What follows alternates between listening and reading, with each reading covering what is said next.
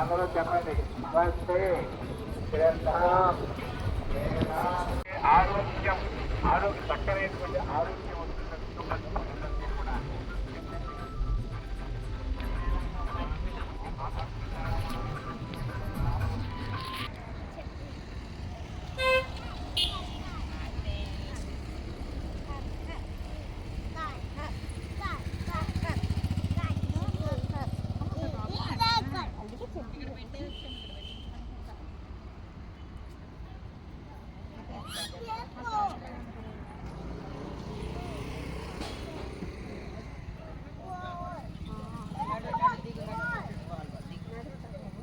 ఎక్కడమ్మా దోమలకి వచ్చేసి నీకు అంతలా హోటల్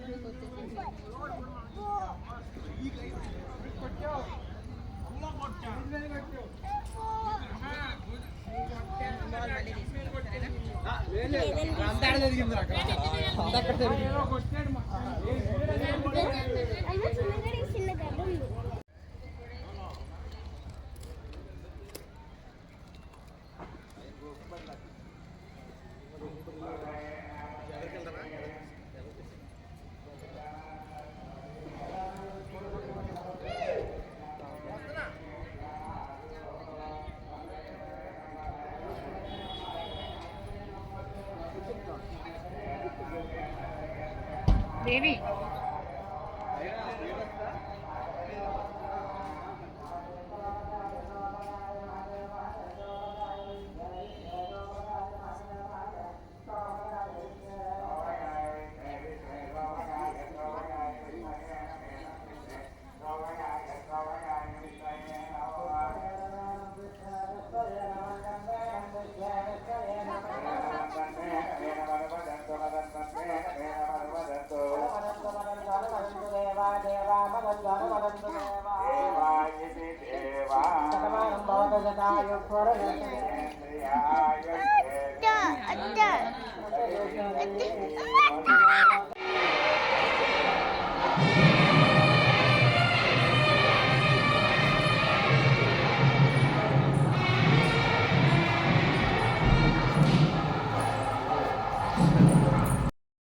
మద్ది ఆంజనేయ స్వామి ఆలయం ఆంధ్రప్రదేశ్ రాష్ట్రం ఏలూరు జిల్లా జంగారెడ్డిగూడెం మండలం గురువాయిగూడెం అనే గ్రామంలో ఎర్ర కాలువ ఒడ్డున పచ్చని పొలాల మధ్య ఉన్న ప్రసిద్ధ స్వయంభూ హనుమ క్షేత్రం.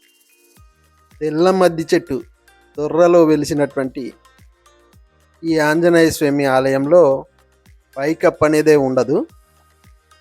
ఇలా పైప్ కప్పు లేకుండా నిర్మించినటువంటి ఆలయం ప్రపంచంలో మరెక్కడా లేదని చెప్తారు. ఏలూరు పట్టణానికి 51 కిలోమీటర్ల దూరంలో ఉండేటటువంటి ఈ ఆలయాన్ని మీరు ఎప్పుడైనా సందర్శించి ఉన్నట్టయితే కామెంట్ రూపంలో తెలియజేయండి. అలాగే మా ఛానల్ని కూడా సబ్స్క్రైబ్ చేసుకోండి. సాధారణంగా చిన్న తిరుపతి వెళ్ళేటటువంటి భక్తులు ఎవరైనా కూడా ద్వారకా తిరుమల పట్టణానికి కేవలం 19 కిలోమీటర్ల దూరంలో ఉన్నటువంటి ఈ మద్ది ఆంజనేయ స్వామి ఆలయాన్ని కూడా సందర్శించి ధరించాల్సిందిగా మనవి. స్థల పురాణం ప్రకారం కలియుగంలో మధ్వుడు అనే భక్తుడు హనుమంతుని అనుగ్రహం కోరుతూ ఈ ఎర్ర కాలువలో తపస్సు చేస్తుండగా ఒకరోజు స్వామి ప్రత్యక్షమై ఇక్కడ వెలిశారని చెప్తారు. 1966వ సంవత్సరం నవంబర్ 1వ తేదీన ఒక భక్తురాలికి స్వప్నంలో ఆంజనేయ స్వామి కనబడి చెట్టు తొర్రలో ఉన్నానని, శిఖరం లేకుండా చెట్టే గోపురంగా ఆలయం నిర్మించమని సూచించాడు.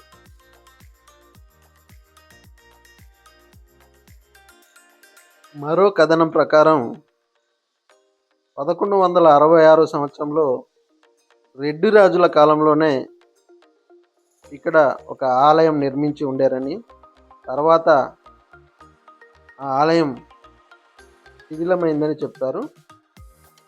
ఈ ఆలయ ప్రాంగణంలో మనకు ఒక రాశివనం అనేది కనబడుతుంది.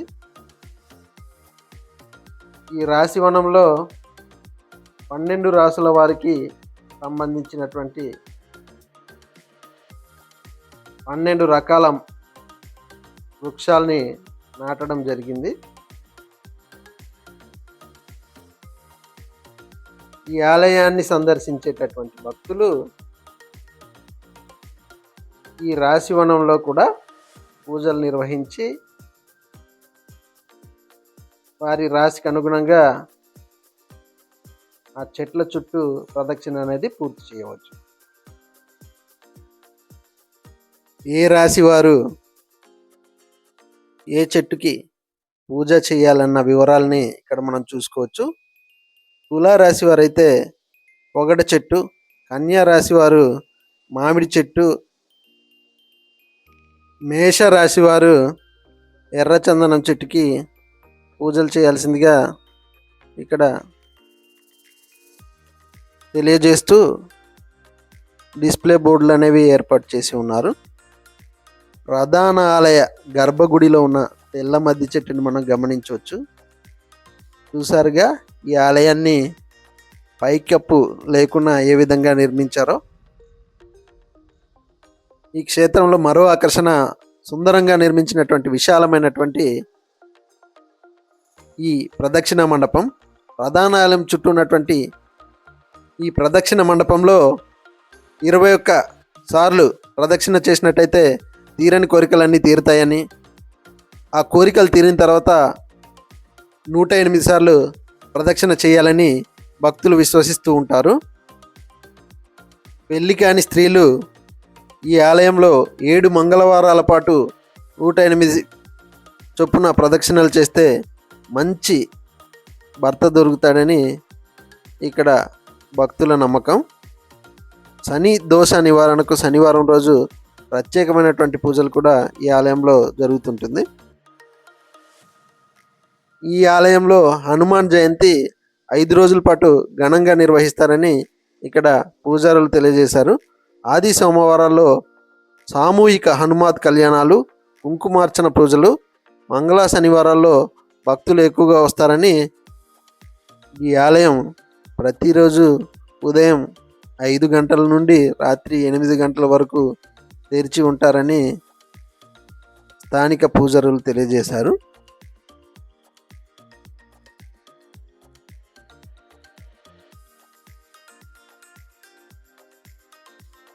ఇటువైపు నుండి ప్రధాన ఆలయాన్ని చూసినట్టయితే ఆలయ గోపురం పైనుంచి వేలాడుతూ ఉన్నటువంటి మద్ది కొమ్మల్ని చాలా స్పష్టంగా మనం చూడవచ్చు. ఆలయ గోపుర భాగాన్ని మీ అందరికీ చూపించే ప్రయత్నం చేసినప్పటికీ వీడియోగ్రఫీకి అనుమతి లేకపోవడం వల్ల మీకు స్పష్టంగా చూపించలేకపోతా ఉన్నాను.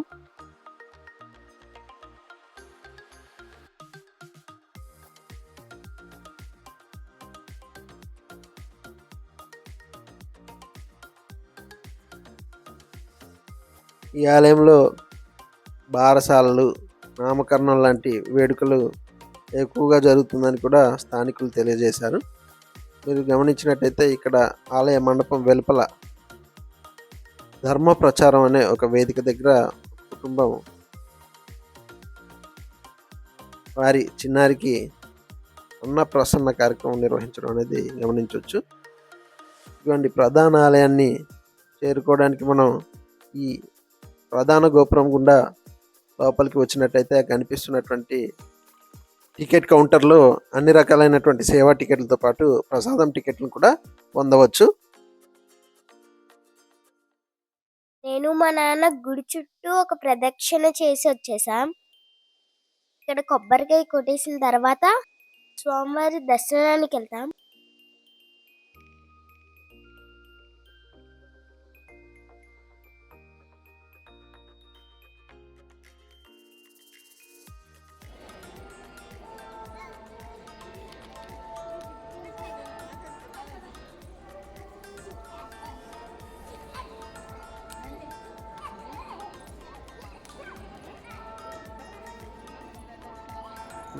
ప్రదక్షిణ చేస్తావా?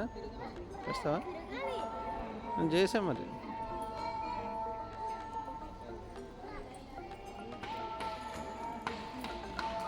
దేవి మీరు తిరిగి వస్తారా?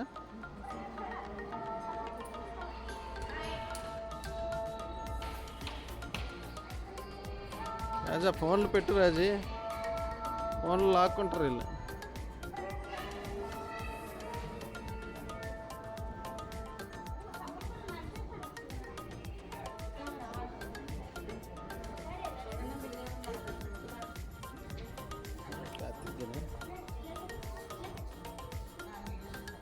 చూడ ఇటు చూడ.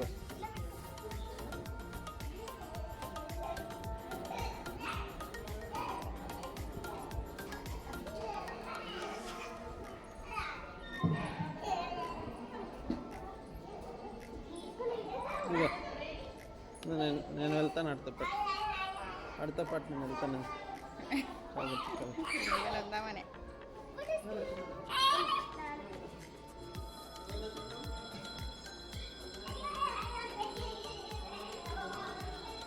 పడిపోతాం.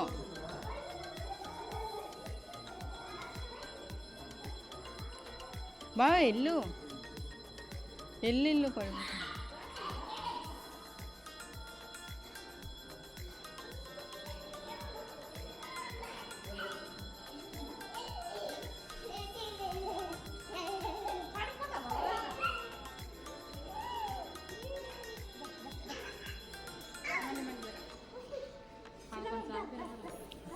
పదకొండు ఒకసారి చాలు.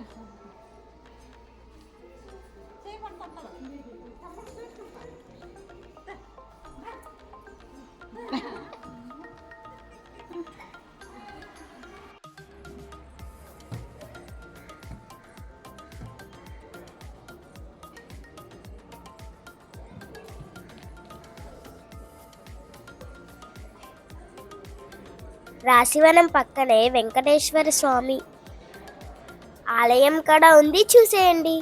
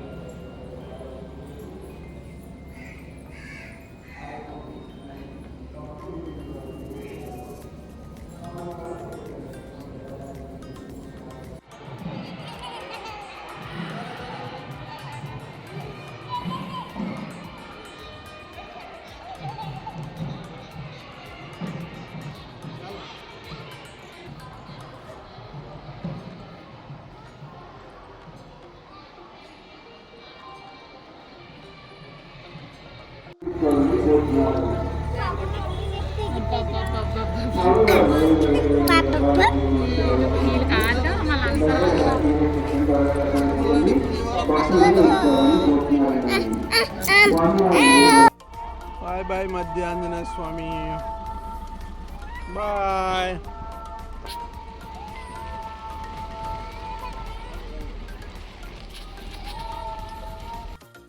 Thank you for watching my YouTube channel, Aunty and Karthik Kadalu.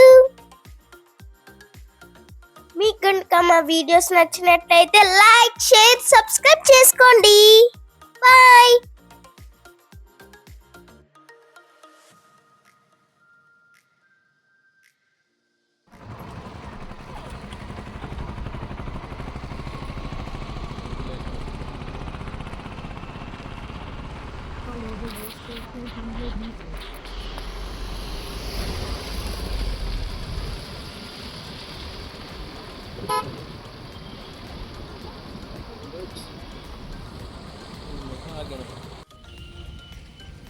Ganapati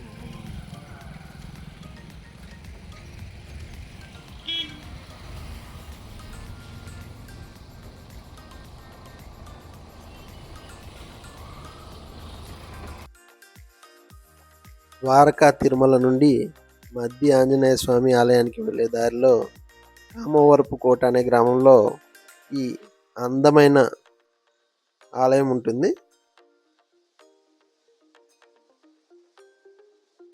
Ramavarapu కోటలో ఉన్నటువంటి ఈ వినాయకుడిని కూడా దర్శించుకొని మేము ఇంటికైతే బయలుదేరడం జరిగింది.